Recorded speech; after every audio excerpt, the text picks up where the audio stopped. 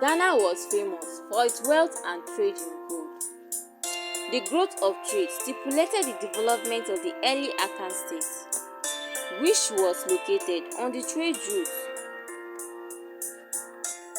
to the gold field in the forest zone of the south.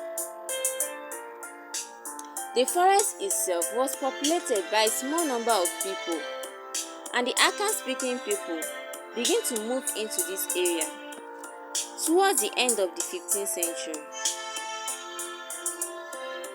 Even the European source could testify to the existence of gold in Akan. There was a chief called Chief Oti Akitem. He arranged some successful military operation against the neighboring Akan state, and this was possible by the alliance made with other states. At the end of the 17th century, Oshetutu died. He was the king of Ashanti. Under his rule, he later transformed the kingdom into an empire with its capital at Kumasi. Oshetutu the king was strongly influenced by the high priest. His name is Anokie, who caused a stew of gold to descend from the sky to seal the union of the Ashanti states. The golden stool represents the united spirit of all the allied states, and this gave Ashanti the edge over the individual states. Oshetutu permitted the newly conquered territory that joined the confederation to retain their own custom and chiefs who were given seats on the Ashanti Council. Each minor state continued to exercise internal self-rule. When the first European colonizer arrived in the late 15th century, many inhabitants of the Gold Coast area were striving to consolidate their newly acquired territories and to settle into a secure and permanent environment. The Gold Coast did not participate in the export of slave trade, but note that the Akan purchased slaves from the Portuguese traders, and this made the Portuguese the first European to arrive. The Portuguese was interested in trading for gold, ivory, pepper. The Portuguese built their first permanent trading post on the western coast of the present-day Ghana. This fortress was built by the Portuguese. It's called Sao Jorge Mina, which was later called Elmina Castle. This fortress was constructed to protect the Portuguese traders from the European competitors. So the Portuguese position on the Gold Coast remained secure for over a century. During that time, Lisbon sought to monopolize all the trade in the region in royal hands, and he used all his effort to make sure that the English, the French, do not trade at the coast. But to their surprise, the Dutch arrived and began trading on the Gold Coast. The Dutch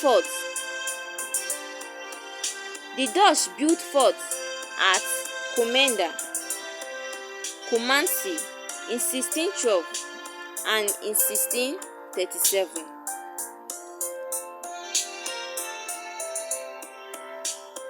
The Dutch captured the Elmina Castle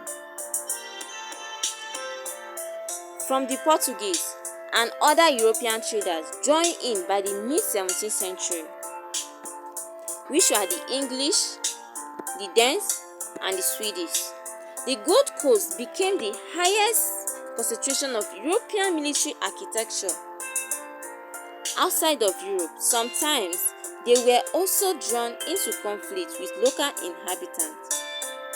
As Europeans developed commercial alliance with the local political authority, this alliance often seemed complicated, and various African powers seeking to recruit European mercenaries in their interstate war. But the British gained possession of all the Dutch coastal forts by the quarter of the 19th century, making them the dominant European power on the Gold Coast. So in the late 17th century, social changes within the polities of the Gold Coast led to the transformation in trade due to warfare, and we shift from being a gold exporting to slave importing economy.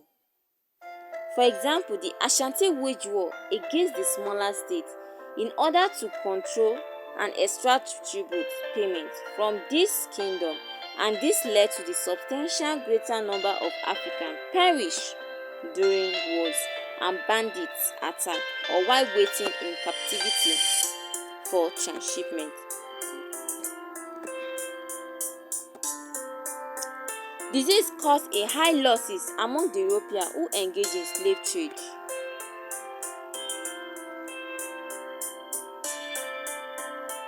But the profits realized from the trade continued to attract them.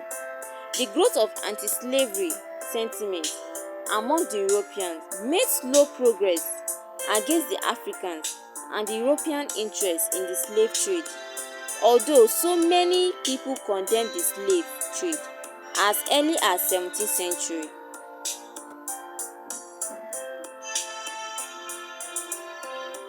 Later in the century, they then stopped trading in the slave. Even Sweden and later Letterland.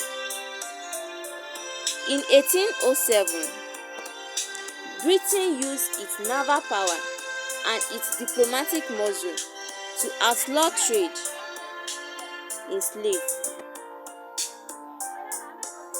by its citizens and to campaign to stop the international trade in slaves.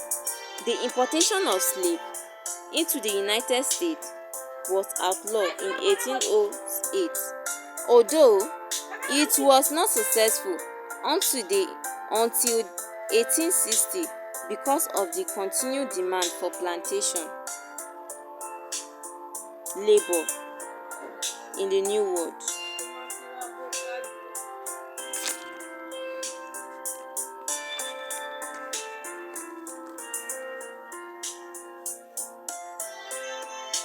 There was some kingdom which was established as the earliest political kingdom of modern Ghana. It was Mole Dagbon Kingdom, which means they are many. They are the kingdoms of Dagbon, the kingdom of Gwamburu, Nanu, and many others. And this particular Mole Dagbon Kingdom spread across many regions. This kingdom, Dagbon, resisted slavery, and this kingdom prefers trade in commodity than in human. The Borno state was created by the Bunoma people, which is now located in the southern Ghana. It was founded around the 11th century. It was generally accepted as it originated out of the subgroup of the Akan people who migrated out of the state in search of gold, and gold trade started to boom in Bunoma as early as in 12th century. This was the genesis of the Akan power and wealth in the region.